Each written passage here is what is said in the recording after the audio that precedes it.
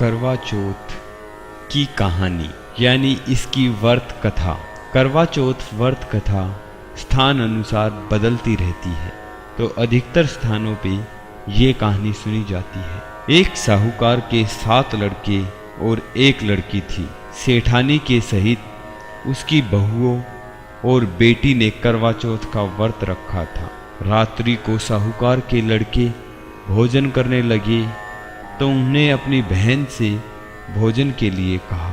इस पर बहन ने उत्तर दिया, भाई अभी चांद नहीं निकला है, उसके निकलने पर अर्घ्य देकर भोजन करूंगी। बहन की बात सुनकर भाइयों के दिल पर आहत पहुंची कि हमारी एकलौती बहन भूखी कैसे रह पाएगी। इसी कारण भाइयों ने एक काम किया कि नगर से बाहर जाकर अग्नि जला दी और छलनी ले जाकर उसमें से प्रकाश दिखाते हुए उन्होंने बहन से कहा, बहन चांद निकल आया है, अर्घ्य देकर भोजन कर लो। यह सुन उनकी बहन ने अपनी भाभियों से कहा, आओ तुम भी चंद्रमा को जल देकर तुरंत भोजन कर लो। परंतु वे इस कांड को नहीं जानती थी। उस लड़की की भाभियों ने कहा कि ननंद जी अभी चांद नहीं निकला, तेरे भाई तुझे धोखा करते हुए अग्नि का प्रकाश छलनी से दिखा रहे हैं। भाभियों की बात सुनकर भी उसने कुछ ध्यान न दिया।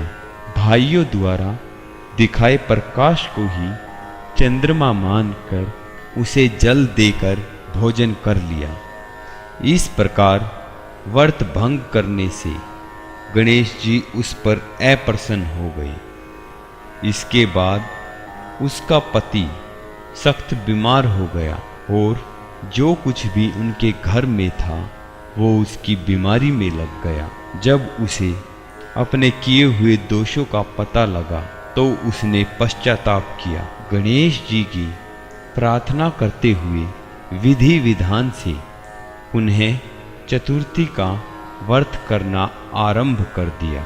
श्रद्धा अनुसार सबका आदर करते हुए सबसे आशीर्वाद ग्रहण करने में ही मन को लगा दिया।